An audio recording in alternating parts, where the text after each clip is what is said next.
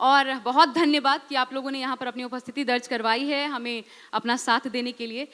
थोड़ी देर के लिए मैं विराम लूँगी और मैं चाहूँगी हमारी टीम से, क्योंकि हमारे मुख्य अतिथि जो आ रहे हैं राजनाथ सिंह जी, एक बार उनका प्रोफाइल प्ले कर दीजिए। राजनाथ सिंह एक सहज, सौम्य, मृदुभाषी लेकिन प्रखर व्यक्तित्व, जो राजनीति की पिच पर ऐसा जमा कि विपक्षी भी उनके सामने नतमस्तक हो गए। 13 वर्ष की आयु में आरएसएस के स्वयं सेवक के रूप में अपने सफर की शुरुआत करने वाले राजनाथ सिंह ने देश और प्रदेश दोनों ही स्तर पर अपनी कर्मठता और अनुभव का लोहा मनवाया।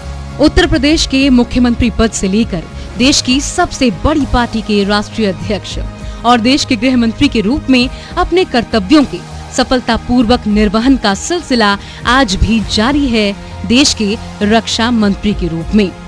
अटल बिहारी वाजपेयी के घनिष्ठतम सहयोगियों में शामिल राजनाथ सिंह को करीब से जानने वाले उन्हें जननेता नहीं बल्कि जनमन के नेता मानते हैं। हिंद पोस्ट मीडिया आपका अभिनंदन करता है।